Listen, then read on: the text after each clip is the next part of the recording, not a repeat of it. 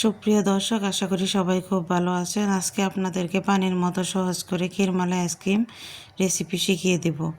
যে কেউ চাইলে আপনারা এরকম একটা মজাদার ক্রিমি ক্ষীরমালাই আইসক্রিম বাসায় তৈরি করে নিতে পারবেন। এটা একবার খেলে মনে হবে অমৃত খাচ্ছেন, বারবার খেতে ইচ্ছা করবে। তাহলে চলুন আমরা মূল রেসিপিতে চলে যাই।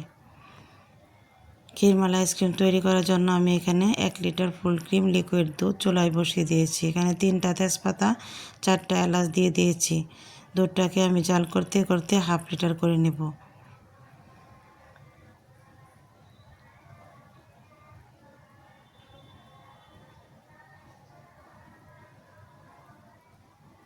এই পর্যায়ে আমি দুধের সাথে অ্যাড করে দেব 1 কাপ ফুল ক্রিম পাউডার দুধ।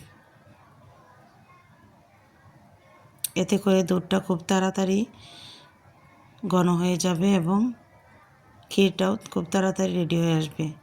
অবশ্যই চাইলে আপনারা এখানে দুধটাকেও ঘন করে নিতে পারবেন, আর যদি চান তাহলে ফুল ক্রিম পাউডার দুধটা অবশ্যই অ্যাড করার চেষ্টা করবেন, তাহলে খুব তাড়াতাড়ি দুধটা ঘন হয়ে যাবে।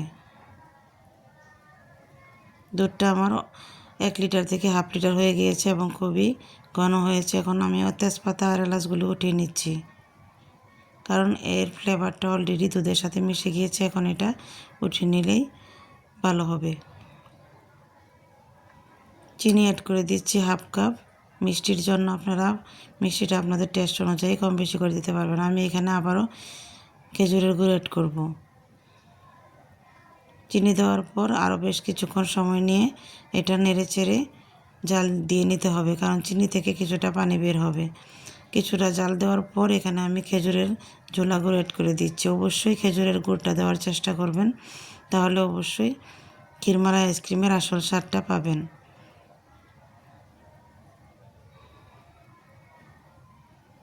খেজুর গুড় দেওয়ার পর আরও বেশ কিছুক্ষণ সময় নিয়ে আমি নেড়েচেড়ে জাল দিয়ে নিচ্ছি। এখন আমি এখানে অ্যাড করে দেব 2 চা চামচ কর্নফ্লাওয়ারের সাথে অল্প একটু পানি মিক্স করে নিয়েছি। এটা আমি এখানে অ্যাড করে দিচ্ছি। এতে করে দুধটা খুব তাড়াতাড়ি ঘন হয়ে যাবে এবং ক্ষীরটাও খুব তাড়াতাড়ি রেডি হয়ে যাবে এবং আইসক্রিমও খুব ক্রিমি এবং ফ্লাফি হবে। এখন চুলার চাল অফ করে দিচ্ছি এবং চুলা থেকে মিশ্রণটা নামিয়ে আমি ঠান্ডা করে নিব। মিশ্রণটা আমি ঠান্ডা করে ডিপ ফ্রিজে 2 ঘন্টার জন্য রেখে দেবো। এতে করে এই মিশ্রণটা কিছুটা বরফ হয়ে যাবে। এই তো আমি নামিয়ে নিয়েছি, কিছুটা বরফ হয়েছে, কিছুটা লিকুইড আছে। এখন আমি আইসক্রিমটা তৈরি করে নিব। তাই একটা বড় বাটিতে আমি 1 কাপ হুইপ ক্রিম নিয়েছি। আপনারা যে কোনো ব্র্যান্ডের হুইপ ক্রিমটা এখানে ব্যবহার করতে পারবেন। এখন ইলেকট্রিক বিটার দিয়ে হুইপ ক্রিমটা আমি বিট করে নিচ্ছি। বিট করতে করতে ক্রিমটা ডবল হয়ে যাবে এবং ফ্লাফি হবে।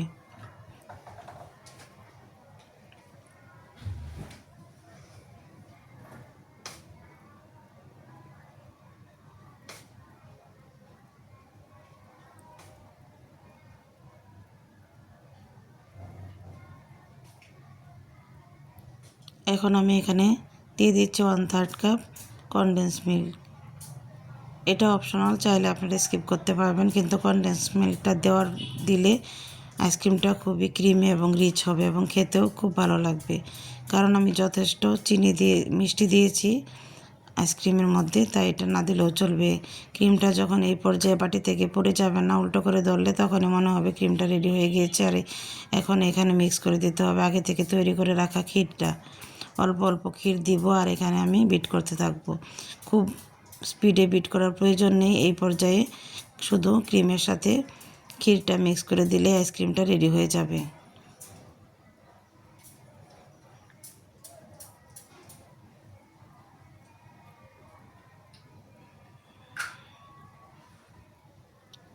এই তো আমার আইসক্রিমটা প্রায় রেডি হয়ে গিয়েছে। এখন আমি আর খুব বেশিক্ষণ বিট করব না।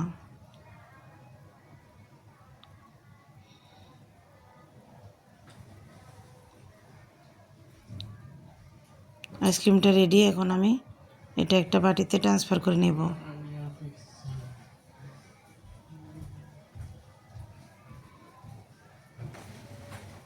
এই তো এখন আমি একটা বাটিতে নিয়েছি, এটা 2 লিটারের একটা বক্স, প্রায় আমার 2 লিটার আইসক্রিম হয়েছে।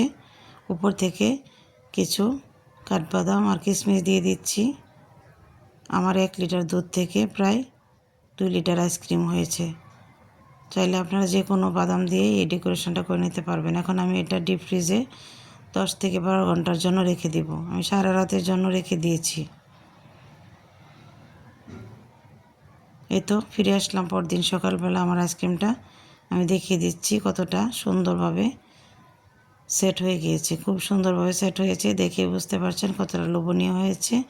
এখন আমি কেটে আপনাদের সাথে শেয়ার করছি।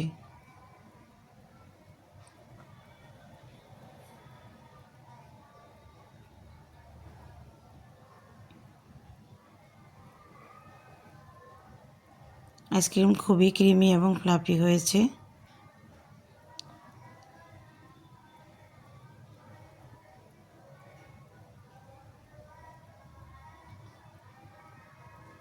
দেখে বুঝতে পারছেন আইসক্রিমটা খুবই সুন্দর হয়েছে। চাইলে আপনারা বাসায় এরকম একটা মজাদার ক্রিমমালাই আইসক্রিম তৈরি করে নিতে পারেন। বানানো খুবই সহজ। আমার রেসিপি দেখে আপনারা এরকম একটা ক্রিমি ফ্লাফি রিচ ক্রিমমালাই আইসক্রিম বাসায় তৈরি করে নেবেন। যদি আমার রেসিপি ভালো লাগে তাহলে অবশ্যই আমার চ্যানেলটি সাবস্ক্রাইব করবেন আর বেল আইকন বাটনটি প্রেস করে রাখবেন। আজ এই পর্যন্তই। আল্লাহ হাফিজ।